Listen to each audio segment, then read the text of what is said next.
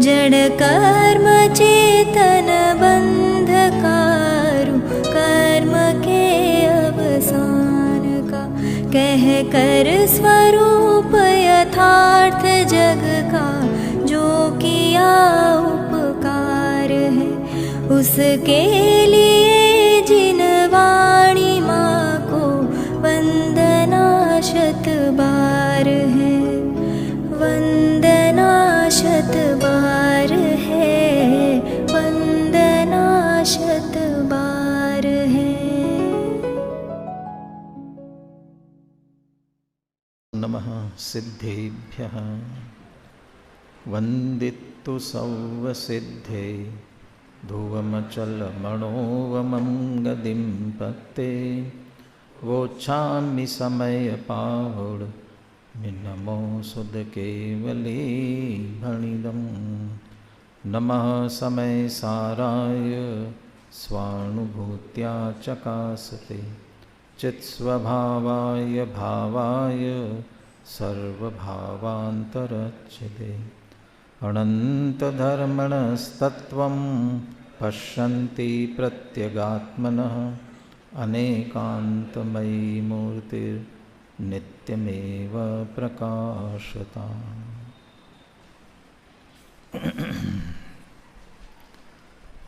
मंगलाचरण के इन कलशों पर पुनः आपको सुनने का अवसर मिल रहा है,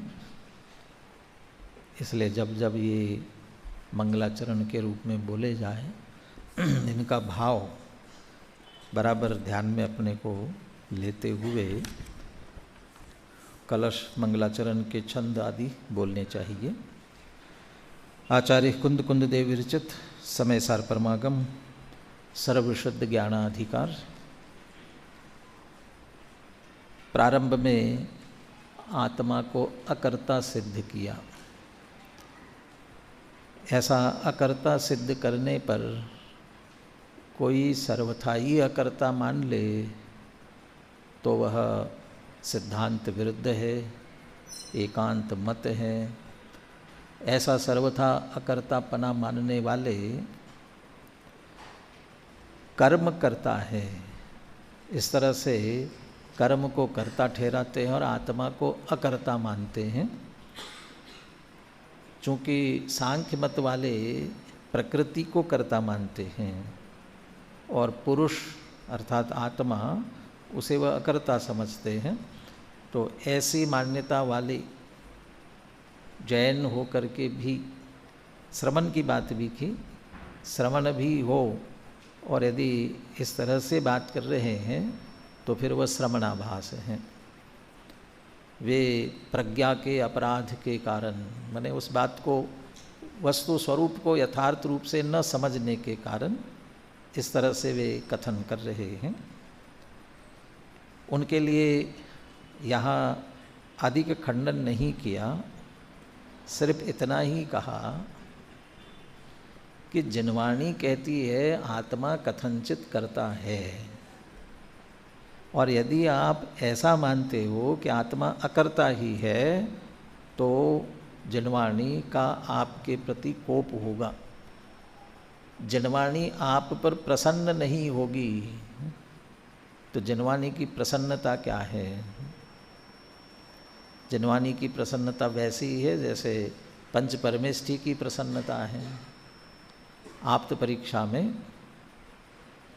श्रेयो मार्गस्य संसिद्धि प्रसादात परमेष्ठिना इत्याहु तदगुण स्तोत्रम शास्त्रादौ मुनिपंगवा। शास्त्र के प्रारंभ में मंगलाचरण करते हुए पंच परमेष्ठि का स्मरण क्यों किया जाता? ये मोक्ष मार्ग की सिद्धि उनके प्रसाद से होती है। तो प्रसाद से होती है तो वहाँ आगे खुलासा किया, हमारे परमेष्ठी तो वीतराग है, वे तो कभी निंदा से यानी क्रोधित नहीं होते हैं, निंदा से क्रोध नहीं करते हैं और क्रोध करके किसी को शाप देते हो ऐसा तो है नहीं, और भक्ति से प्रसन्न भी नहीं होते। जब प्रसन्न नहीं होते हैं तो फिर यहाँ उनका प्रसाद क्या है? तो उसमें लिखा कि भक्त स्वयं ही प्रसन्न मन से उनकी उपासना करके सही तत्वज्ञान को समझकर मोक्ष मार्ग प्राप्त कर लेते हैं, और वो मोक्ष मार्ग उनके द्वारा बताया गया तत्वज्ञान समझ में आने से स्वयं प्रसन्न होते हैं और अपनी प्रसन्नता का उपचार पंच परमेष्टि पर करते हुए कहते हैं कि पंच परमेष्टि प्रसन्न हुए। ऐसे ही जिनवाणी पढ़कर जिनने सही तत्वज्ञान समझ लिया और सही तत्वज्ञान समझने से सम्यक दर्शन, सम्यक ज्ञान पूर्वक अतीन्द्रिय आनंद की प्राप्ति हुई, भले वे अनंत सुख की कणिका उनको जागृत हुई, तो वे प्रसन्न हुए। यथार्थ बात समझने से प्रसन्न हुए, तो वे कह सकते हैं कि जिनवाणी हमारे ऊपर प्रसन्न हुई। अब इसके विपरीत जिनवाणी का सही अभिप्राय न समझने के कारण, जिनवाणी की सही बात न समझने के कारण मिथ्या दृष्टि अज्ञानी रहकर दुखी ही हुए, दुखी उठाते रहे, तो फिर के जिनवाणी प्रसन्न नहीं हुई, जिनवाणी अप्रसन्न हुई, जिनवाणी क्रोधित हुई। तो इस रूप में ले रहे हैं कि ऐसे विपरीतता करने वालों के लिए उन्हें जिनवाणी का कोप भाजन होना पड़ेगा।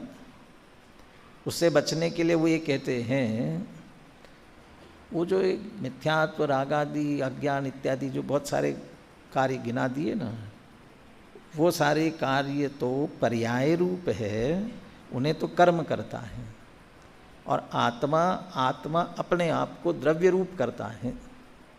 उसका भी खंडन कर दिया। ये आत्मा द्रव्य रूप से जैसा है वैसा है, नित्य है, असंख्यात प्रदेशी है, लोकाकाश प्रमाण है, ऐसा है, उसमें क्या किया जाएगा?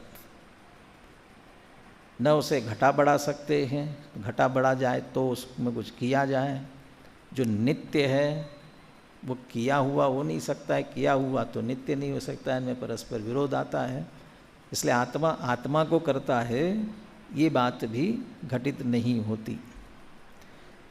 अब एक और तर्क उनकी तरफ से आया, कल वो पढ़ लिया था लेकिन थोड़ा अस्पष्ट हो रहा था, इसलिए वहाँ से पढ़ते हुए टीका का जो अंतिम अंश शेष रह गया है उसकी चर्चा को आगे बढ़ाते हैं। 472 पेज पर एक और तर्क उनकी तरफ से।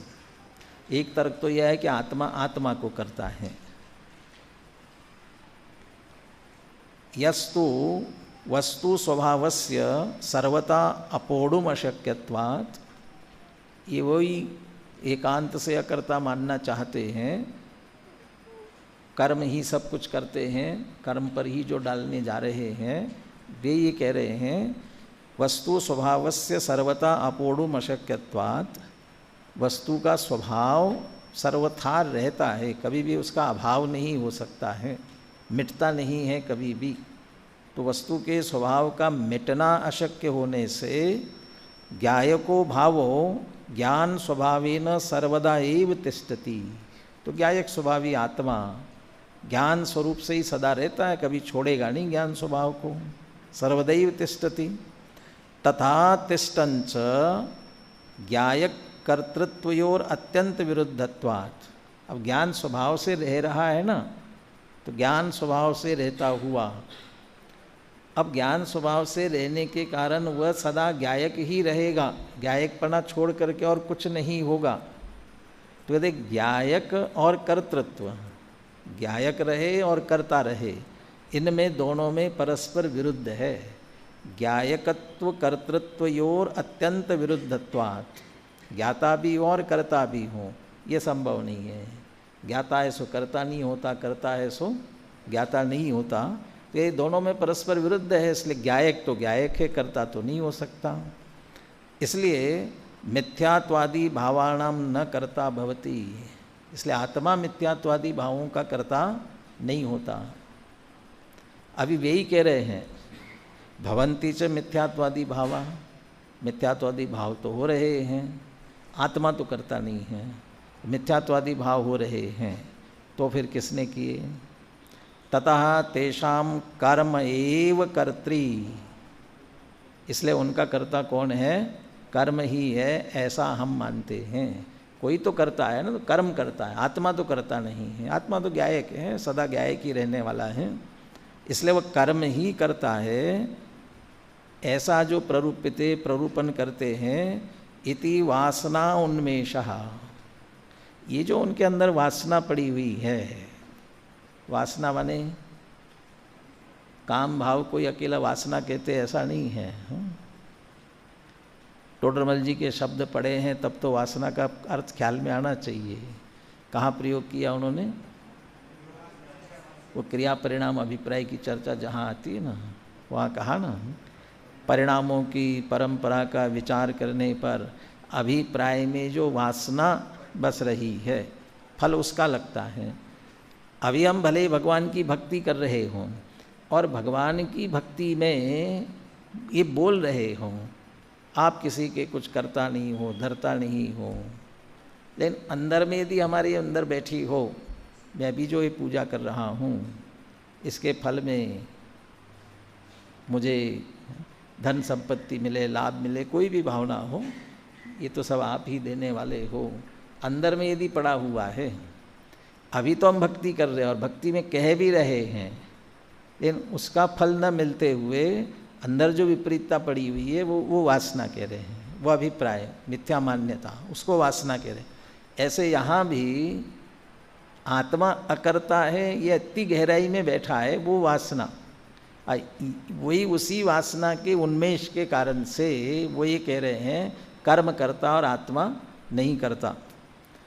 ऐसा जो उनका कहना है, स तु नितराम आत्मा आत्मानं करोति इति अभ्युपगमम उपहंति एव, ऐसा उनका कहना, ऐसा उनका अभिप्राय, ऐसी जो उल्टी उनकी मान्यता है, वह भी आत्मा आत्मा को ही करता है, ये जो मानते आ रहे थे वो उसका भी वह निषेध ही करने वाला है, उसका पोषण करने वाला नहीं है। आत्मा आत्मा को करता है, इसका पोषण कहाँ हुआ? क्यों अभी भी आकर के आपने क्या था, आत्मा अकर्ता है, इसलिए आपने जो आत्मा अकर्ता कहा है, आपकी मान्यता में वही बात सिद्ध हुई और वो आपकी मान्यता ठीक नहीं है। इसके कारण जिनवाणी के विरुद्ध आपका कथन होने से जिनवाणी का कोप यथावत है और जिनवाणी के विरुद्ध मानने के कारण आप सम्यक दृष्टि नहीं, मिथ्या दृष्टि बने रहेंगे। अब अंतिम बात इसमें से निकालते हैं। तथा, गाथाओं की चर्चा हो गई पूरी यहाँ तक, गाथाओं के संदर्भ में। अब एक थोड़ा निष्कर्ष के रूप में अमृतचंद्र आचार्य लिख रहे हैं, ततः ज्ञायकस्य भावस्य सामान्य अपेक्षया ज्ञान स्वभाव अवस्थितत्वे अपि कर्मजानां मिथ्यात्वादि भावानां ज्ञान समये अनादि ज्ञेय ज्ञान भेद विज्ञान शून्यत्वात् परम आत्मा इति जानतः विशेष अपेक्षया तो अज्ञान रूपस्य ज्ञान परिणामस्य कारणात् कर्तृत्वम अनुमंतव्यम। पहले तो द्रव्य स्वभाव को स्वीकार करते हैं। ये तो अभी आपके छात्र प्रवचन में तीसरा कलश आने ही वाला है ना। तीसरे कलश में अमृतचंद्र आचार्य अपना परिचय देंगे और परिचय देते हुए क्या कहेंगे? यद्यपि मैं तो कैसा हूँ? यद्यपि मैं तो शुद्ध मात्र चैतन्य मूर्ति हूँ, फिर भी परिणति मलिन हुई है। अभी दोनों बातें समझ में नहीं आती। अभी कहते शुद्ध चैतन्य मूर्ति हूँ और फिर परिणति मलिन हुई है, ऐसा क्यों? सामान्य अपेक्षा और विशेष अपेक्षा। अब सामान्य अपेक्षा और विशेष अपेक्षा का अर्थ क्या? अभी आपने सात्विक गाथा की विशेष चर्चा में दृष्टि के विषय के संदर्भ में बात करते हुए द्रव्यार्थिक नय का विषय क्या, पर्यायार्थिक नय का विषय क्या, ये पढ़ा है ना। द्रव्य समग्र प्रमाण की दृष्टि से देखा जाए तो कैसा द्रव्य प्रमाण का विषय बनता है स्वचतुष्टयात्मक पूरा, द्रव्य क्षेत्र काल भाव स्वचतुष्टयात्मक पूरा। और पूरा का अर्थ है उसमें स्वद्रव्य संबंधी सामान्य विशेष, क्षेत्र संबंधी भेद अभेद, काल संबंधी नित्य अनित्य और भाव संबंधी एक अनेक, ये सब विषय बनते हैं। अब इसमें द्रव्यार्थिक का विषय क्या और पर्यायार्थिक का विषय क्या है? द्रव्यार्थिकने से क्या विषय बनेगा? सामान्य, अभेद, नित्य, एक। और पर्यायार्थिक का विषय क्या बनेगा? विशेष, अभेद के सामने भेद, अनित्य और अनेकपना। और एक तथ्य दिया उसमें से, द्रव्यार्थिकने का विषय जो जो बनता है उस सब का नाम क्या है? द्रव्य। और पर्यायार्थिकने का विषय जो जो बनता है उस सब का नाम क्या है? पर्याय। यहाँ क्यों मैं इतनी चर्चा कर रहा हूँ? वो जो सामान्य विशेष वहाँ कहे ना स्वद्रव्य की अपेक्षा स्वचतुष्टय में से, उसमें से वो जो सामान्य है वो किसका विषय बनता है? द्रव्यार्थिक पर्यायार्थिक में से सामान्य किसका विषय बनता है? द्रव्यार्थिकने का। इसलिए उसका नाम क्या है? द्रव्य है। तो सामान्य अपेक्षा माने द्रव्य की दृष्टि से देखो, तो द्रव्य स्वभाव से यदि हम देखते हैं तो हमारा ज्ञायक तो ज्ञान स्वभाव है। कब से कब तक? वो तो सदा ज्ञान स्वभाव ही है। जैसा भी वस्तु स्वभाव छोड़ना अशक्य है, इसलिए ज्ञान स्वभावी होता है, जो बात कही थी ना उस बात को स्वीकार कर रहे। लेकिन द्रव्य स्वभाव की अपेक्षा, सामान्य अपेक्षा माने सामान्य द्रव्य की अपेक्षा देखा जाए तो निगोद में भी ज्ञान स्वभावी है, और वहाँ से लेकर मुक्त अवस्था तक ज्ञान स्वभाव वो ज्ञान स्वभावी रहने वाला है। ज्ञायकस्य भावस्य सामान्य अपेक्षया ज्ञान स्वभाव अवस्थिते अपि, ज्ञान स्वभाव में हमेशा स्थित होता है। ऐसा होने पर भी कर्मजाणाम मिथ्यात्वादि भावानाम ज्ञान समये, लेकिन जब वो कर्म के उदय की जो परंपरा चल रही है, वो कर्म के उदय में दर्शन मोहिनी कर्म का उदय आया हो और उसमें मिथ्यात्व नामक दर्शन मोहिनी का उदय आ रहा हो, और ये जो विशेष ज्ञान माने ज्ञान के अपर्याय है, जो ज्ञान की वर्तमान की पर्याय है, उसका विषय वह मिथ्यात्व भाव बन रहा हो, तो मिथ्यात्वादि भावानाम ज्ञान समय, वो मिथ्यात्वादि भावों के आदि कह करके जब चारित्र मोहिनी में राग का उदय आ रहा हो तो राग का, द्वेष का उदय आ रहा हो तो द्वेष का, जिसका उदय चल रहा है उसके ज्ञान के समय अब ये जो ज्ञान हो रहा है, ये कर्ता कर्म अधिकार में भी जिन्हें विशेष जिज्ञासा हो, जहाँ पर जीव मिथ्यात्व की चर्चा आई ना, और मोर और दर्पण का उदाहरण दे करके समझाया है, उस प्रकरण से भी आप इसको समझ सकते हो, विस्तार से बताया गया है। तो इधर उदय आया और इधर ज्ञान, विशेष ज्ञान की पर्याय जानन रूप चल रही है। तो ज्ञान की वर्तमान पर्याय में ये मिथ्यात्व के कर्म का उदय ज्ञेय बना, और वो मिथ्यात्व के उदय का ज्ञेय बनने पर अब ये दोनों एक में एक हुए, और वो जो मिथ्यात्व का भाव उदय आया था ना, वो मिथ्यात्व है, मोह उल्टी मान्यता वाला है, वो किसी न किसी को अपना मानता हुआ, पर मेरा है ऐसा मानता हुआ हो रहा था।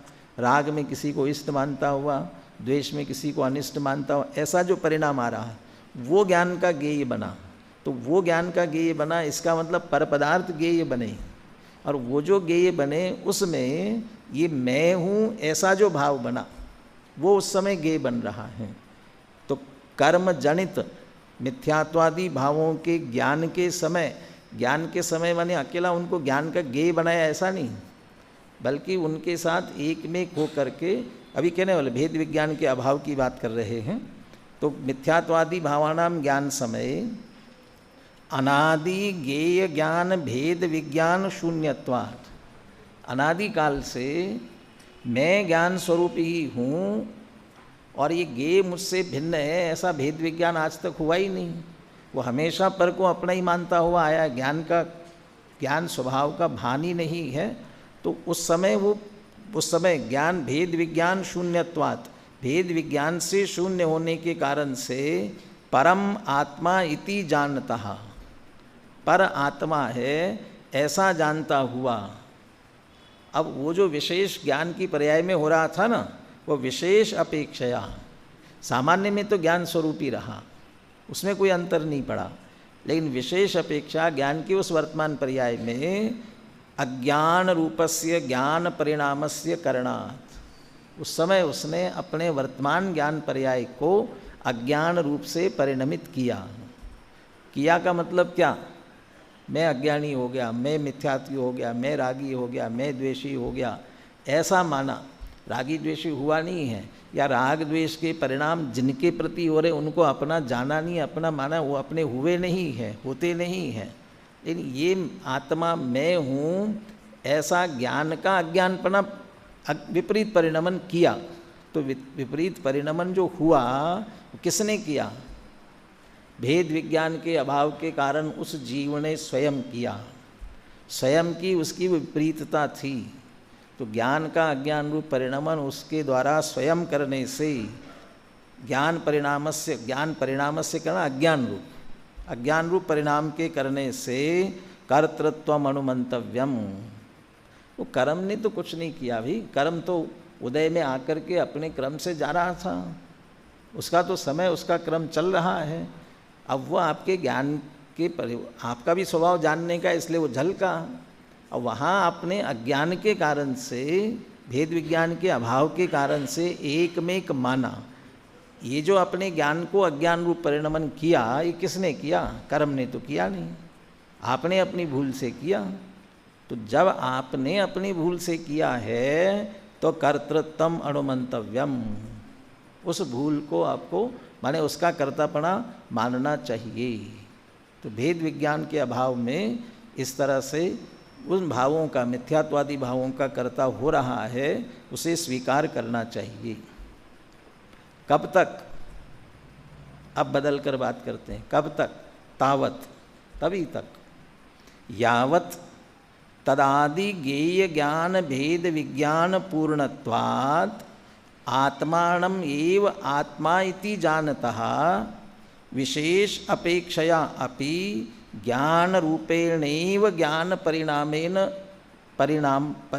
परिणममानस्य केवल ज्ञातृत्वात् साक्षात अकर्तृत्वम स्यात्। वो तभी तक कि कब तक? कि तदादि, वहाँ से लेकर कहाँ से? ज्ञेय ज्ञान भेद विज्ञान पूर्णत्वात्। जब ज्ञेय ज्ञान का भेद विज्ञान हो जाएगा, कैसे होगा? वो जो ज्ञान का विशेष परिणमन हो रहा था ना, तो विशेष परिणमन का मतलब यही समझ लीजिए, ज्ञान की प्रतिपल उठे तरंग, झांकता उसमें आत्मराम। वो तो आत्माराम स्वपर प्रकाशक होने से तो झांक रहा है, किंतु क्या? किंतु झांकता उसमें आत्मराम। आगे की पंक्तियां क्या हैं?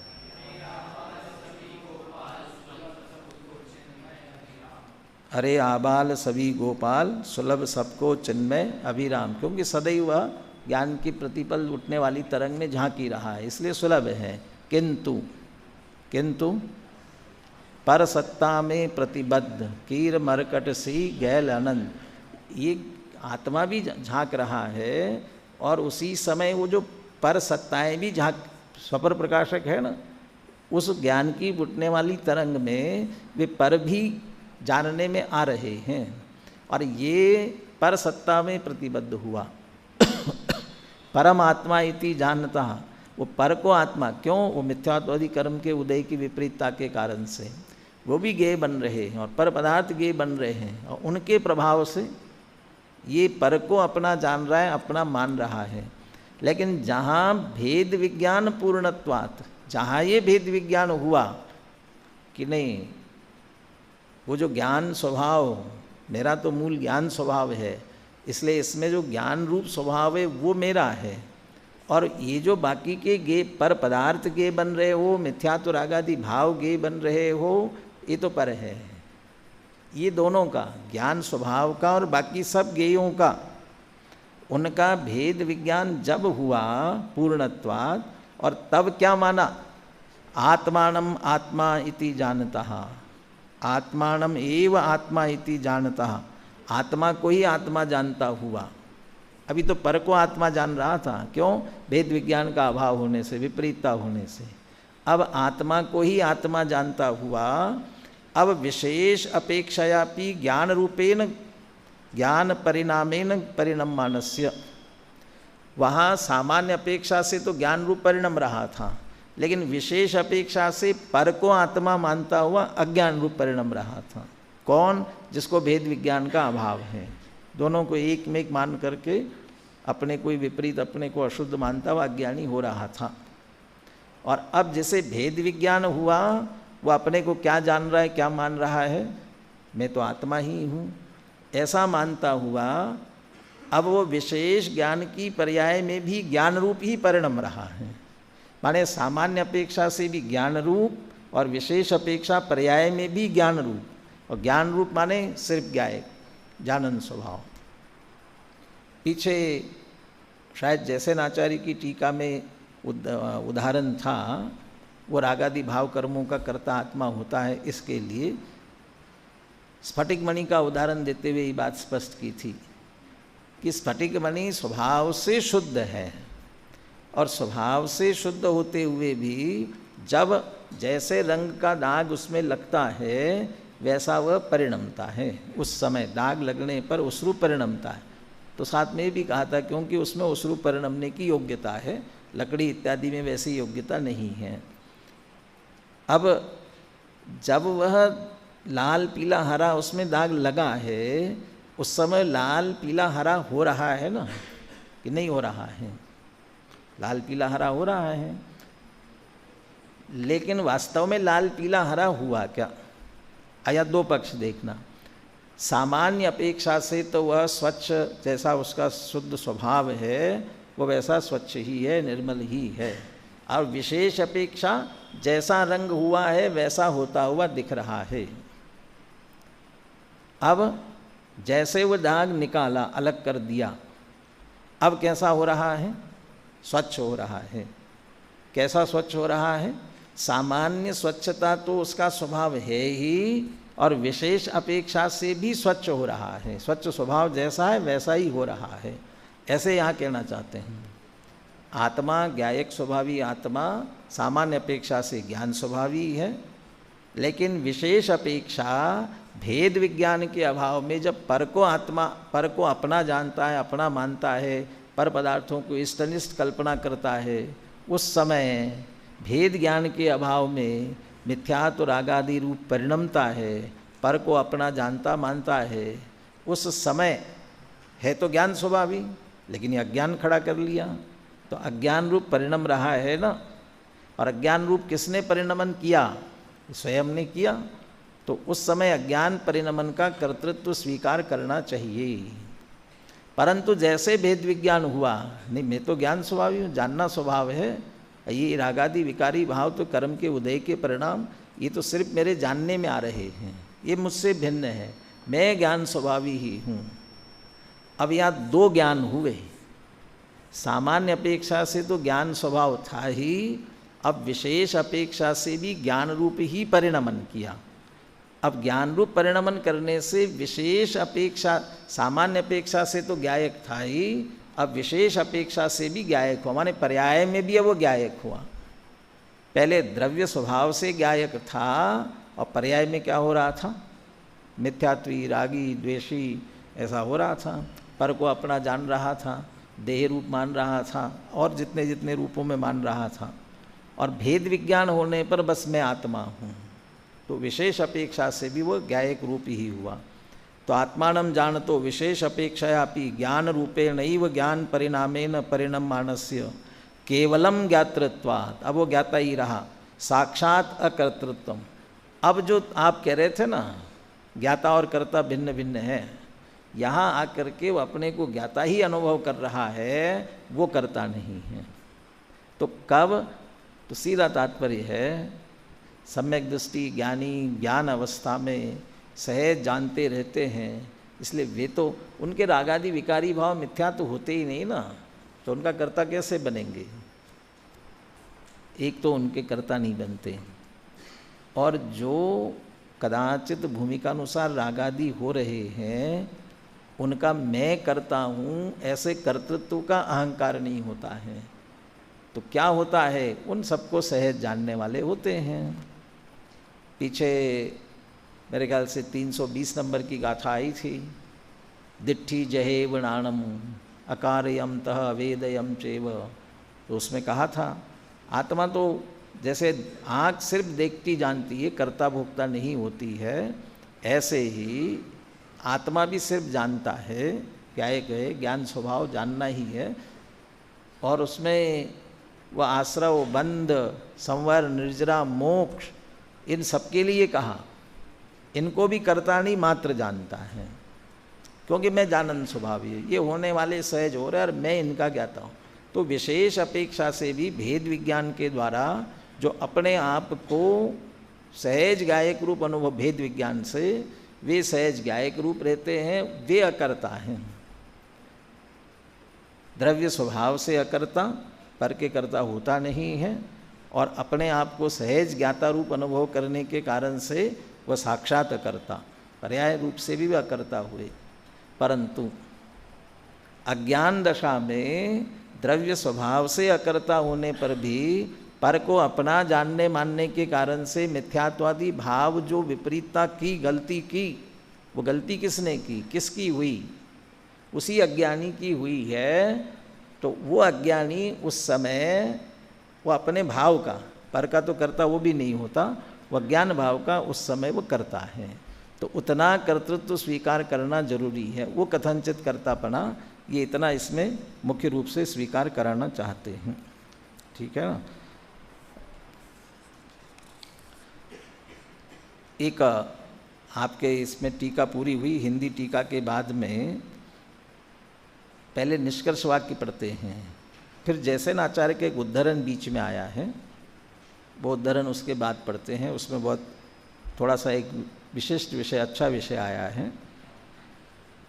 पेज नंबर 473 पर नीचे नीचे का पैराग्राफ। उक्त संपूर्ण कथन का तात्पर्य यह है, आत्मा यद्यपि परम शुद्ध निश्चय से सभी कर्मों का अकर्ता ही है, तथापि अशुद्ध निश्चय से रागादि भाव कर्मों का और असद्भूत व्यवहार से द्रव्य कर्मों का तथा नो कर्मों का कर्ता भी है। वो कथनचित उनका कर्ता भी स्वीकार करना चाहिए यथा योग्य। व्यवहार नहीं को सर्वथा असत्यार्थ मानने वालों को, अच्छा आचार्य जैसे इनका उद्धरण दिया, उक्त संकेत पर विशेष ध्यान देना चाहिए। यापन रागादि के कर्तृत्व की बात भी लेनी है। हाँ। चले अब जैसे आचार्य ने जो विशिष्ट बात कही है वो अपन यहाँ से पढ़ते हैं। तात्पर्य वृत्ति में आचार्य जैसे ने भी इन गाथाओं का ऐसा ही अर्थ करते हैं, तथापि हिंसादि के संदर्भ में नए विभाग पूर्वक किया गया उनका कथन बहुत ही मार्मिक है, जहाँ पाठकों के लाभार्थ दिया जा रहा है। तो अभी पढ़ते हुए ऐसा तो लगेगा कि थोड़ा विषय से हट करके हैं, लेकिन हट करके नहीं है, विषय से जोड़ना है। कहाँ से जोड़ना विषय को? वो अपने मत के पोषण में ये कहा था, वह परघात नाम का कर्म है ना, उसी से घाता जाता है या दूसरे को घातता है, वो परघात नाम का कर्म, और वो घातता है, इसलिए कोई भी उपघातक नहीं है, माने हिंसक नहीं है, कोई हिंसा करने वाला नहीं है, तो हिंसा का दोष लगता नहीं है, तो हिंसा का कर्ता जीव नहीं है, इसलिए अकर्ता है। ये जो बात आई थी उसके संदर्भ को लेते हुए ये बात ले रहे हैं। कोई कहता है जीव से प्राण भिन्न है या अभिन्न, जिन 10 प्राणों से जीता है ना, ये प्राण जीव से भिन्न है कि अभिन्न है? यदि अभिन्न माने तो जब जीव का विनाश नहीं होता है तो प्राणों का भी विनाश नहीं होगा। ऐसी स्थिति में हिंसा कैसे संभव है? हमने किसी को मारा, घात किया, तो जब किसी जीव का घात किया तो जीव का घात तो होता ही नहीं ना, जीव अविनाशी है, तो जीव का घात होता नहीं है। और प्राण क्या है? उससे अभिन्न है, तो प्राणों का घात भी नहीं होता है। तो अभिन्न है, जीव का घात नहीं होता तो प्राणों का भी नहीं होता है। तो फिर हम उसके ऊपर पैर रखे, वो जमीकंद, आलू प्याज खाए, कुछ भी करे, कुछ भी होता रहे, क्या फर्क पड़ता है? क्योंकि जीव का घात तो होता नहीं है और प्राण उनसे अभिन्न है, इसलिए प्राणों का घात भी होता नहीं है, तो हिंसा कहाँ हुई? हिंसा तो होती ही नहीं है। ऐसी स्थिति में हिंसा कैसे संभव है? और यदि प्राण जीव से भिन्न है, और यदि प्राण जीव से भिन्न है, तो प्राणों के नाश होने पर भी जीव का तो कुछ बिगड़ता नहीं, तो इस स्थिति में भी हिंसा नहीं हुई। प्राण जीव दोनों भिन्न भिन्न है, हमने घात भी किया तो प्राणों का किया, जीव का तो कुछ बिगड़ा नहीं, जीव का घात तो हुआ नहीं, तो कहाँ हिंसा हुई? हिंसा तो हुई ही नहीं है ना। ऐसा कह करके ये कहना चाहते हिंसा हुई नहीं है तो उसका कर्तापना भी नहीं है, और इसलिए उसका दोष भी आत्मा को नहीं लगता, आत्मा तो अकर्ता ही है। इसके उत्तर में आचार्य देव कहते हैं तुम्हारा यह कथन ठीक नहीं है, क्योंकि कायादि प्राणों के साथ जीव का कथनचित भेद है और कथनचित अभेद है। कथनचित भेद स्वभाव से भेद है और कथनचित अभेद व्यवहार से अभेद है। जल पय जो जियतन मेला, पय भिन्न भिन्न है नहीं भेला, माने पय भिन्न भिन्न है, भेला माने एक में एक नहीं हुए हैं, तो कथनचित भेद है और कथनचित अभेदपना है। जिस प्रकार तपे हुए लोहे के गोले से अग्नि को उसी समय पृथक नहीं किया जा सकता। किसी को कहे लोहे का गोला हाथ में ले सकते हो ना, कोई दिक्कत नहीं है ना, हाँ ले सकता हूँ, और अच्छी तरह से आग से तपाया लाल किया हुआ ये लोहे का गोला ले लो, कि नहीं ले सकता हूँ। क्यों? कि आप अभी तो आग है नहीं, तो लोहे का गोला है, लेकिन अभी इसमें अग्नि, तो अग्नि अलग होती है, लोहा अलग होता है, तो दोनों अलग अलग है, अभी अलग अलग नहीं है। उस समय वो आग सहित है, उसी समय आग से अलग नहीं किया जा सकता है। तो जब वो उसी समय पृथक नहीं किया जा सकता, उसी प्रकार वर्तमान काल में कायादि प्राणों को जीव से पृथक नहीं किया जा सकता। इसलिए व्यवहारण्य से कायादि प्राणों का जीव से अभेद है। व्यवहारणवो भासदी जीवो देवोय हवदि खलु एको। व्यवहार नहीं कहता है जीव और देव खलु एको, वास्तव में एक है व्यवहारण्य से। व्यवहारण्य से दोनों का अभेदपना है, स्वीकार किया जाता है। किंतु मरण काल में कायादि प्राण जीव के साथ नहीं जाते, इस कारण निश्चय न से कायादि प्राणों के साथ जीव का भेद है। फिर भी कोई तन्मय नहीं, तादात्म्य नहीं हुए हैं, मरण के बाद दोनों अलग अलग हो जाते हैं, इसलिए जुदे जुदे हैं। यदि एकांत से जीव और कायादि में भेद स्वीकार किया जाए, एकांत से दोनों को भेद ही मान लिया जाए, तो जिस प्रकार दूसरे की काया के छेदने भेदने पर अपने को दुख नहीं होता, उसी प्रकार अपनी काया के छिन्न भिन्न करने पर भी दुख नहीं होना चाहिए। किंतु ऐसा नहीं है। सर्वथा भिन्न मानते हो यदि, काया और आत्मा, काया और जीव और काया बिल्कुल भिन्न भिन्न है, तुम्हें कोई थप्पड़ मारे, सुई चुभवाए, कुछ भी करे, तकलीफ देवे, तो मुझे तकलीफ नहीं होगी। क्यों? तुम्हारी काया भिन्न है, मेरी काया भिन्न है। ऐसा ही मेरी काया मेरे से भिन्न है, यदि ऐसे ही मानेंगे तो मुझे भी थप्पड़ मारे, करे, चुभाए, सुई कुछ भी करे तो तकलीफ तो नहीं होना चाहिए। तकलीफ होती क्यों है? क्योंकि अभी वर्तमान में अभेद है, वर्तमान में व्यवहार से दोनों का अभेदपना है। क्योंकि ऐसा मानने पर प्रत्यक्ष से विरोध आता है, इसलिए सर्वथा भेद नहीं है। पुनः वो कहता है प्रश्न, ऐसा होने पर भी यह हिंसा तो व्यवहार से हुई, निश्चय से तो हुई नहीं, क्योंकि अभेदपना किससे है? व्यवहार से है। इसलिए हिंसा किससे हुई? व्यवहार से हुई। उत्तर, आप ठीक कहते हैं, यह हिंसा व्यवहार से ही होती है, तथा पाप और उसके फल में नरकादि गति के दुखों की प्राप्ति भी व्यवहार से ही होती। उससे पाप का बंध होगा और पाप के बंध में नरक जाना, ये भी व्यवहार से ही होता है। ये बात भी सही है, यह बात हमें स्वीकार ही है। तो बात स्वीकार कर लिया आपने, और क्या चाहिए? अब उत्तर देते हैं। अब यदि आपको नरकादि के दुख इष्ट हो तो खूब हिंसा कीजिए, और उनसे डर लगता हो तो व्यवहार हिंसा छोड़ दीजिए। भाई व्यवहार से ही है, लेकिन उसका फल तो व्यवहार से ही सही भोगना तो पड़ता ही है। उतना संबंध व्यवहार का जैसा है वैसा स्वीकार करना पड़ेगा। और सर्वथा निषेध करोगे, परिस्थिति तो होने वाली है, छूटने वाली तो नहीं है, वो तो भोगना पड़ेगी। तो डर नहीं लगता हो तो करते रहो। अतः यह निश्चित ही है कि जैन मत में सांख्य मत के समान आत्मा एकांत से अकर्ता नहीं है, किंतु रागादि विकल्प रहित, अब वो बात जो आई थी ना भेद विज्ञान और सद्भाव और अभाव वाली, किंतु रागादि विकल्प रहित स्वानुभूति लक्षण वाले भेद ज्ञान के काल में कर्मों का कर्ता नहीं है। क्यों? उस समय वह अपने आप को ज्ञातारूप अनुभव कर रहा है। और जो सम्यक दृष्टि ज्ञानी है वह श्रद्धा की अपेक्षा सर्वथा अपने को ज्ञातारूप अनुभव कर रहा है, इसलिए वो ज्ञानी को भी अकर्ता कहा जा सकता है। शेष काल में कर्मों का कर्ता है। जब रागादि भाव कर रहा है, रागादि भाव रूप परिणम रहा है, उस समय वह उनका कर्ता है। तो कथनचित कर्ता और कथनचित अकर्ता स्वीकार करना चाहिए। अब इसके बाद एक कलश इसके उपसंहार में लेंगे। ये अभी सांख्य मत की बात चल रही थी। अब इसके बाद बौद्ध मत का जो एकांत, क्षणिक एकांत, अनित्य एकांत जो पक्ष है, उसका उठाते हुए उसका निराकरण करेंगे।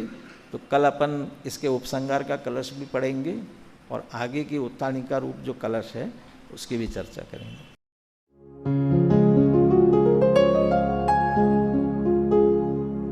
निज निधि निज में बताए, यह अनंत उपकार है उसके लिए जिन वाणी माँ को वंदना शत बार है, वंदना शत बार है, वंदना शत बार है।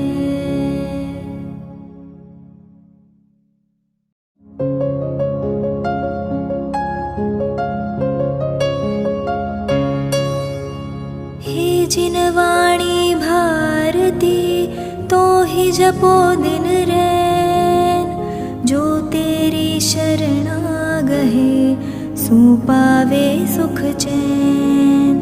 जा वाणी के ज्ञान ते सूझे लोकालोक, सो वाणी मस्तक नवो सदा देत हो ढोक, सदा देत